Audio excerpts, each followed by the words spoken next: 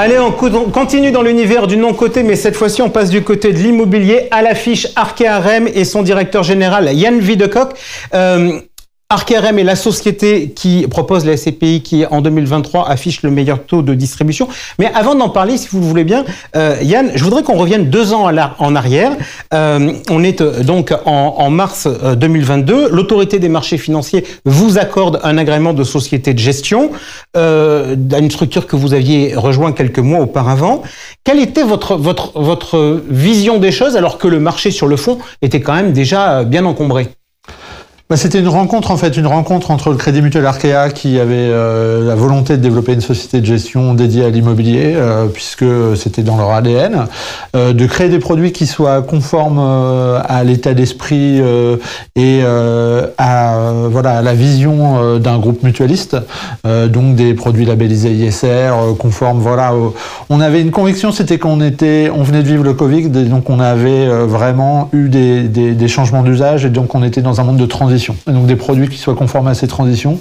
Et ma volonté, moi, de monter une société de gestion dans un paysage où j'avais envie d'amener tout simplement peut-être un peu plus de transparence et d'essayer de décrire plus et ce qu'on fait, et de jamais avoir honte de ce qu'on faisait en tant que société de gestion. Ok, vous êtes société de gestion donc du groupe Arkéa-RM. Souvent, les sociétés de gestion, elles sont là pour servir leur maison mère et puis être seules. C'est votre cas ou? Pas du tout.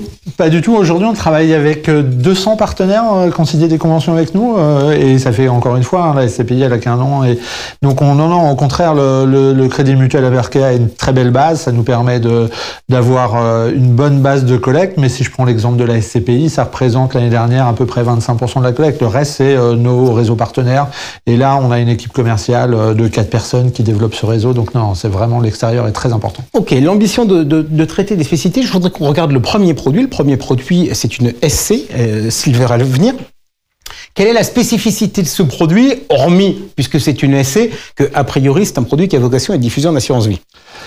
C'est un des seuls fonds en France qui soit un fonds résidentiel. La plupart, quand vous êtes exposé sur un fonds immobilier, toutes les autres sociétés de gestion, la plupart proposent des fonds d'immobilier commercial, que peuvent être Transition Europe ou Territoire Avenir.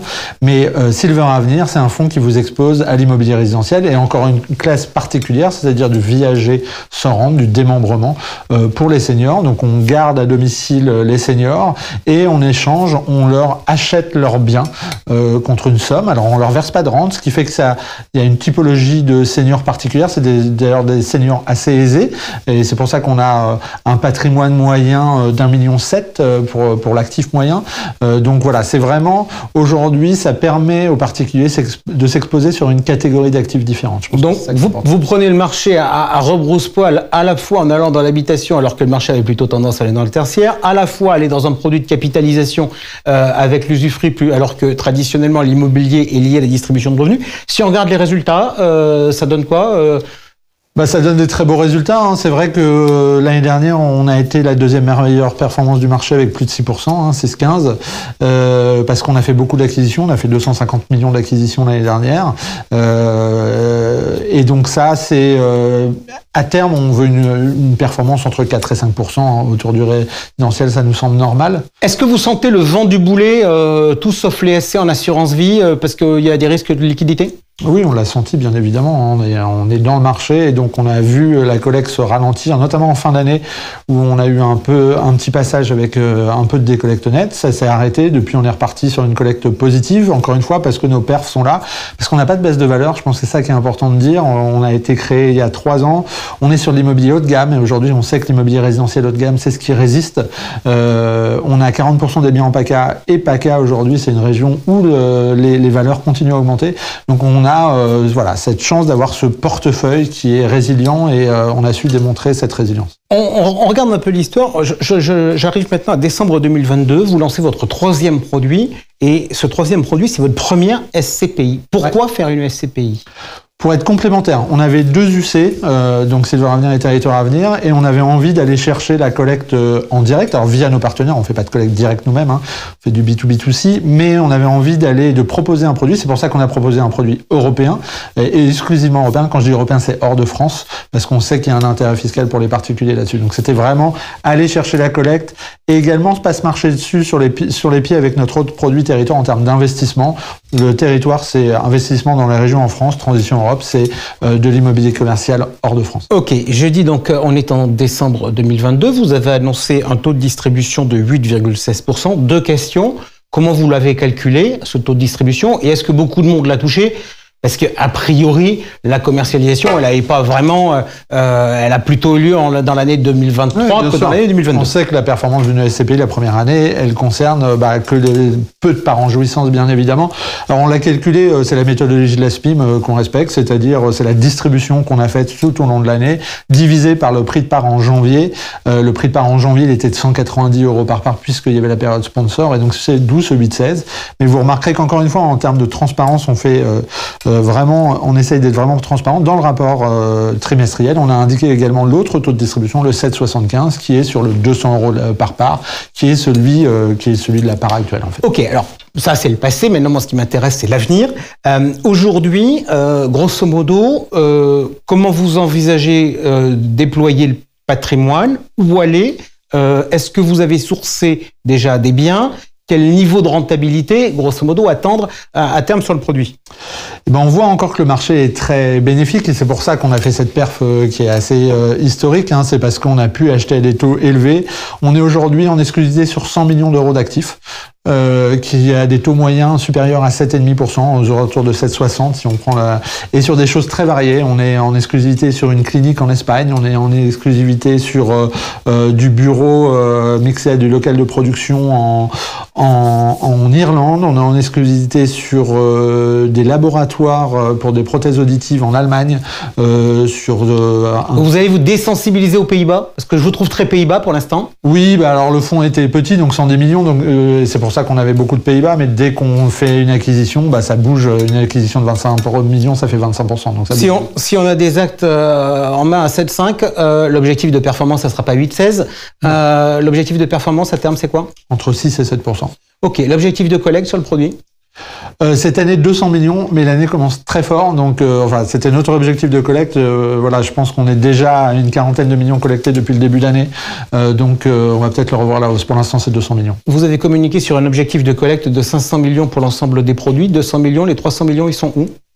Ils sont sur Silver Avenir, dont on a parlé bien évidemment, et sur Territoire Avenir également. Territoire Avenir, on en dit deux mots. Elle fonctionne comment?